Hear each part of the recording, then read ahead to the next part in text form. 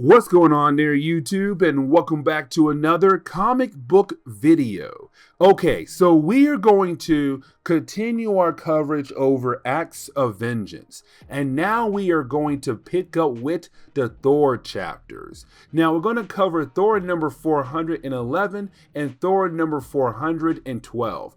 This is a two-part story arc where we're going to see Thor fighting against the Juggernaut. Now remember, when it comes to Acts of Vengeance, it was a massive crossover that took place in the late 1980s, early 1990s. When it came to Acts of Vengeance, the whole idea was that there was a mysterious character who was trying to get rid of the Earth superheroes, but he realized that the reason why the supervillains of Earth are always losing is because they keep going after the same heroes over and over and over again. And so he tells them, why not try to switch things up? So for example, go after other heroes that you have not fought against before. So Magneto, why not go after Iron Man? Or hey, Juggernaut, why don't you go after Thor? It's a way to see our heroes fight against different kinds of villains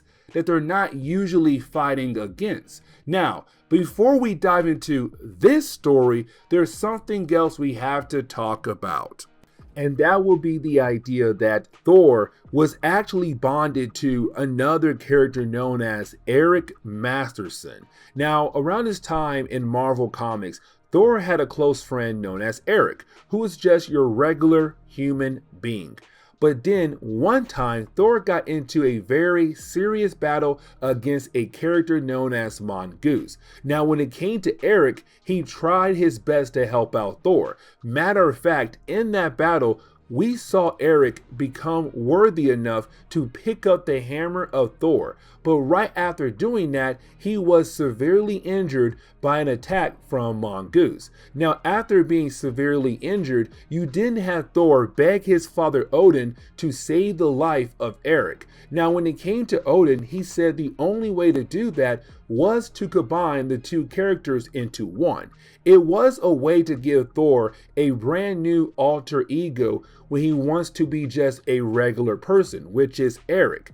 But then when he needs to be Thor, all he has to do is just use his cane and bam, he'll transform into Thor. It's a way to kind of bring back the whole Donald Blake situation. And so now we are able to officially dive into today's video, where we do pick up with Eric right now watching the news alongside with Hercules. Around this time in Marvel Comics, the two characters were technically roommates. Either way, when it comes to Eric, while watching the news, he hears about the big breakout from the very beginning of Acts of Vengeance, where you had all the different super villains being able to escape from the super prison. Now, when it comes to Eric, he is very worried about the idea that there is some big war coming very soon, that a group of people are now coming after the heroes for unknown reasons. And so now is Eric wondering what could possibly happen down the road when it comes to the superhero community. Now, we kind of find out that Eric is also being watched by our mysterious character, the man in charge of Acts of Vengeance. Now, when it comes to our mysterious character, you do have him watching over Eric, but the problem is he's trying to find Thor. But he can't find Thor for some unknown reason. He has no idea that Thor has bonded with Eric. Now we do skip over to another prison, a prison that's holding on to the Juggernaut. And we kind of find out that our mysterious character is going to use the Juggernaut as a way to hopefully bring out Thor, but to also get rid of Thor as well. And with the Juggernaut being on the loose, it does not take that long for him to be able to get the attention of Thor. Really Eric at first, but then Eric does transform into Thor to go battle against the Juggernaut. Now, the Juggernaut is not an easy opponent.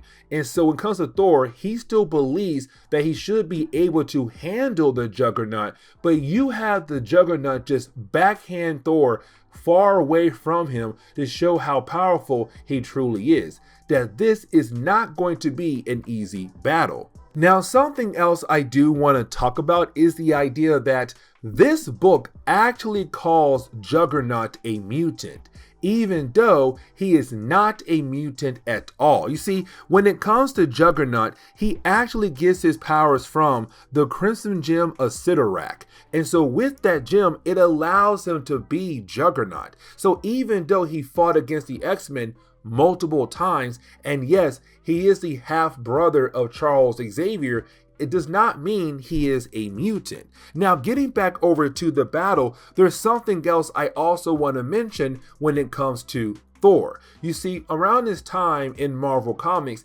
anytime Thor was on Midgard, Earth, and he was in the middle of a battle, he would get these dizzy spells. But unfortunately, he has no idea where they are coming from. And so in the middle of this battle, he is getting another dizzy spell. It's throwing him off. And anybody who's nearby watching this battle can tell that Thor is not acting like his usual self. Now, because the public can see Thor losing the battle, there is a character who is watching Thor from his apartment through the window and realize it is time to bring in the new heroes to hopefully bring down the Juggernaut, but to also save Thor. I am talking about the idea of the New Warriors. This was their first appearance ever in Marvel Comics. Now, when it comes to the New Warriors, these are your characters who are on the team at this time in Marvel Comics. Firestar, Night Thrasher, Nova, Speedball, Marvel Boy, and I'm going to mispronounce the last name, but Namorita. Either way, these characters are all getting the call that it's time to come together to show the world this new superhero team who could possibly stop the Juggernaut. So when we switch over to the battle between Thor and Juggernaut, it's just Juggernaut beating down on Thor like it's nothing. Like, unfortunately, Thor can't do anything at all to actually win. And matter of fact, that dizzy spell is still affecting him in many different ways when it comes to this battle. But after a few pages where it does look like the Juggernaut might be able to deliver the final blow, that is when you have the New Warriors appear to hopefully step in to bring down the Juggernaut, but to also save Thor. Now, here's the thing about the second chapter of the book. It opens up with Juggernaut just being very upset about the idea of the New Warriors trying to step in the middle of this battle. Let me explain. So for Juggernaut, he's well known for going up against a lot of different characters, a lot of powerful characters. Now for him, he counts Spider-Man as a powerful character. But either way, it's him saying, I fought against Thor, fought against Spider-Man, fought against the X-Men, and now you new superhero team, this new superhero teenage team, y'all believe that you have the ability to stop me. Like, he is so confused on why in the world they're trying to step up to him with his reputation being so high. But either way, you have the Juggernaut just begin to fight against the New Warriors, and we begin to see them struggling against him. Now, in the middle of the battle, you have Night Thrasher just snap. Like, he gets so angry about the idea of not being able to actually take down the Juggernaut. Now, here's the thing. When it comes to Night Thrasher, unfortunately, we don't get told what is actually wrong with him. It is not discovered until later on in the New Warriors book that will come out of this down the road in Marvel Comics in 1990. But either way, you do have the New Warriors trying their best to just fight against the Juggernaut, but unfortunately, he's just, like I said earlier, giving them a very difficult time.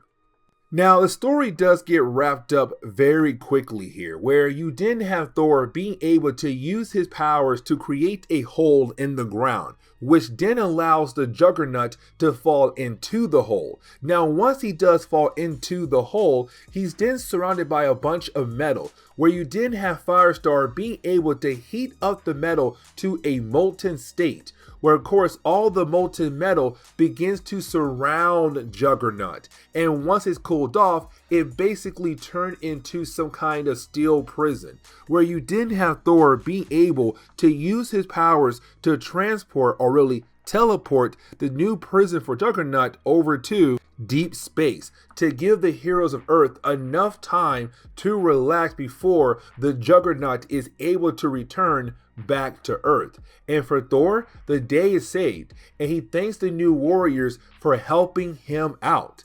And that really wraps up today's video. So please leave me a like down below and subscribe. Also, if you have any suggestions on books I should read, well, please let me know in the comments below, because you never know, your suggestion could be a future video down the road. But guys, see y'all next time. Later.